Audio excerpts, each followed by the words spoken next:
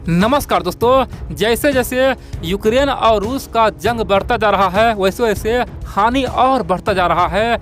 अभी तक ये पता चला है कि रूस का कम से कम 2200 से लेकर 2400 सैनिक मारा गया है, जबकि यूक्रेन का कम से कम 1500 से 2000 सैनिक मारा गया है और बाकी 1000 से लेकर 2000 आम लोगों को भी संकट आया है, उनका भी जान शायद जा चुका है और हजारों लोग भी घायल हो चुका है। यानी कि अब तक कम से कम 4 से लेकर 5000 लोगों का जान जा चुका है। दोस्तों, ओपनली न तो रूस सच्चाई बता रहा है और न ही यूक्रेन बता रहा है, लेकिन मीडिया की ओर से खबर आ रही है कि ऐसा हुआ है। यानी कि अब तक 5000 से अधिक लोगों का जान जा चुका है दोनों और मिला के, यानी कि लगभग 1000 से अधिक आम लोग भी मरा है। बड़ी बात तो यह दोस्तों, इसी बीच रसिया की ओर से बड़ा दावा किया गया है। रूस ने कहा कि देखो भैया, हमने तो यूक्रेन को तहस नहस कर दिया है, हमने इतना बैलिस्टिक मिसाइल मारा है, इतना हम लोगों ने मिसाइल मारा है। यूक्रेन का अब तक कम से कम 300 से अधिक सैन्य ठिकाने को तबाह किए, 300 से अधिक सैन्य ठिकाने को तबाह किया है।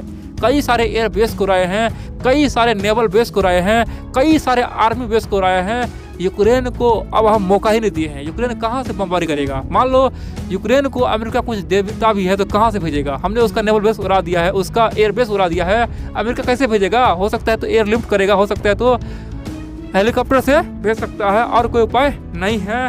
और दोस्तों, यूक्रेन ने कहा चलो ठीक है, लेकिन यूक्रेन ने दावा किया कि हमने अभी तक कम से कम रूस का 150 से अधिक टैंक उड़ा दिया। कितना? 150 से अधिक टैंक रूस का कौन उड़ाया है? यूक्रेन ने कहा कि हमने उड़ा दिया। इतना ही नहीं, कम से कम 750 से अधिक बख्तर बंद गाड़ियों को भी ध्वस्त कर दिया है, बम से उड़ा के उसे बर्बाद कर दिए हैं। इतना ही नहीं, कम से कम 10 से अधिक हेलीकॉप्टर को तबाह किए हैं और 15 से अधिक एयरक्राफ्ट को बर्बाद किए हैं।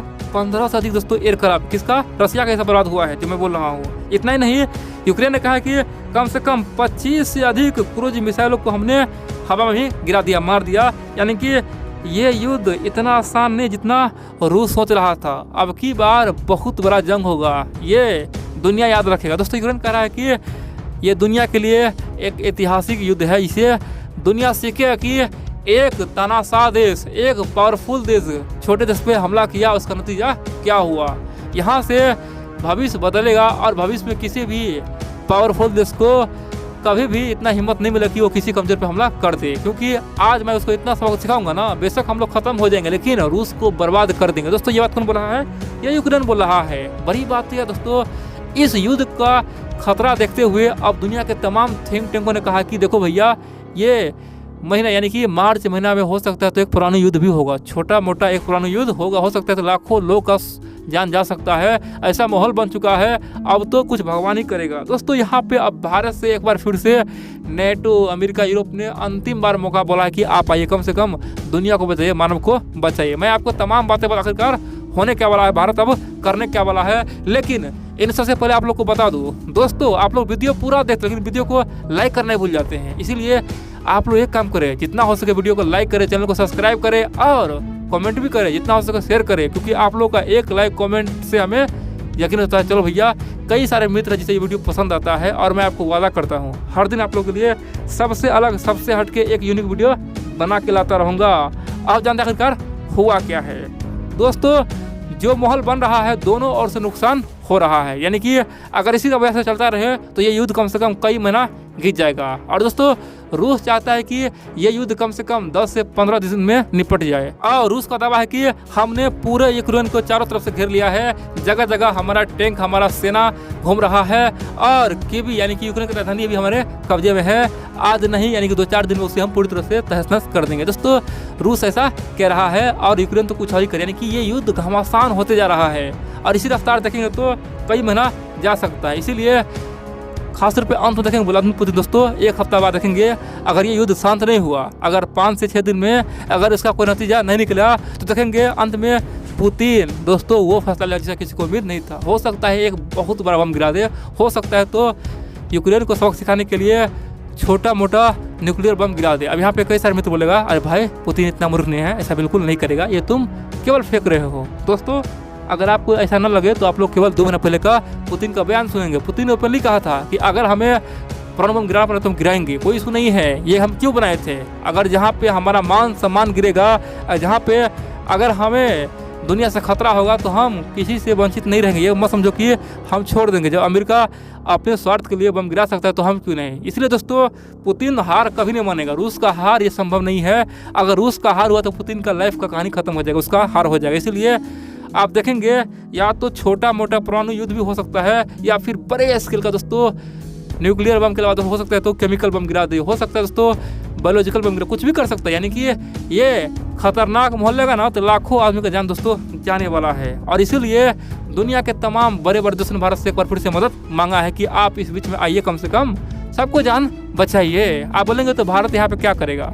दोस्तों मैंने आपको शुरू से कहा है कि भारत यहाँ पे कुछ नहीं करेगा, भारत यहाँ पे न्यूट्रल रहेगा। ये आप सावधान रहिए, भारत कुछ करने वाला है नहीं। चाहे अमेरिका बोले या रूस बोले, रूस तो अभी कुछ बोल नहीं रहा है क्योंकि वो खुद गलती किया हुआ है। हाँ, अमेरिका मदद मांग रहा है लेकिन भारत सुन नहीं रहा है। भारत दोस्तों अभी योगा मूड में है, योगा कर रहा है, कहीं से भी आवाज़ आए शांतिपूर्वक वो सुन रहा है और कोई दिक्कत नहीं है। यानी कि साइलेंट हो चुका है। मैंने आपको पहले भी कहा था, आज से 2 महीना पहले कहा था कि भारत को यही नीति अपनाना होगा, योगा नीति अपनाना होगा। और कई सारे मित्र कहा था भैया आपका अच्छा थिंक है, भारत को न्यूट्रल रहना ही बढ़िया होगा। और दोस्तों भारत आज ये साबित कर रहा है वो किसी के पक्ष में नहीं है। यानी कि ये आज भारत के बच्चे जानता है कि भारत को अब करना क्या चाहिए। यानी कि दोस्तों भारत में आज जियो पॉलिटिक्स का इतना समझ सबको आ चुका है। इसी को बोलते हैं दोस्तों भविष्य। भारत में दोस्तों जिस प्रकार से तरक्की हो रहा है, लोगों को दुनिया के बारे में जानकारी मिल रहा है, यही भारत का दोस्तों इतिहास बदलेगा, भारत का भविष्य बदलेगा।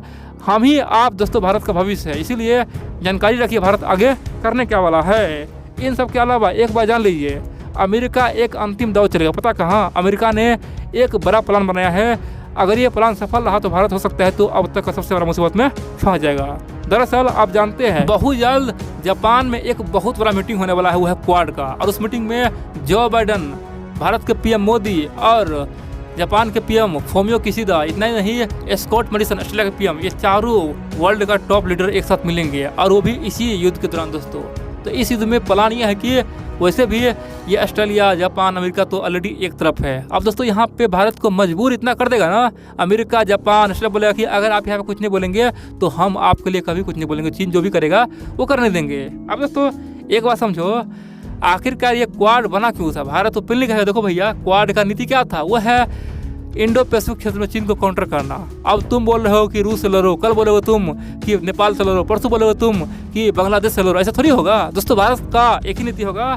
हम तो ये क्वाड क्यों बनाए थे? हम बनाए थे चीन को काउंटर करने के लिए, चीन का तानाशाही खत्म करने के लिए, इंडो पैसिफिक में चीन ना आ जाए। जिस प्रकार से साउथ चाइना सी में चाइना तांडव मचा रहा है, गरीब देशों, मजबूर देशों को फता रहा है, बोला कि ये तमाम साउथ चाइना सी मेरा है। क्योंकि साउथ चाइना सी में दोस्तों खनिज पदार्थ का भंडार भरा हुआ है, उसके अंदर दोस्तों तेल है, बहुत कुछ है। यानी कि चीन उसे हड़प लेगा ना तो देखेंगे चीन को दोस्तों अर्थव्यवस्था रातों रात दोगुनी हो सकता है, इतना वहाँ पे पैसा है। यानी कई ट्रिलियन डॉलर का वहाँ पे दोस्तों खासकर प्राकृतिक संसाधन है। इसीलिए वहाँ पे मार चल रहा है। सब देश, वियतनाम हो गया, इंडोनेशिया हो गया, मलेशिया हो गया, सब अपना अपना दवा ठोक रहा है कि हमारा है तो हमारा है दोस्तों। इसीलिए भारत और अमेरिका, जापान, ऑस्ट्रेलिया सब ने क्वाड बना था कि ये चाइना, ये इंडो पैसिफिक यानी कि हिंद महासागर में ना आ जाए, इसीलिए क्वाड बना था।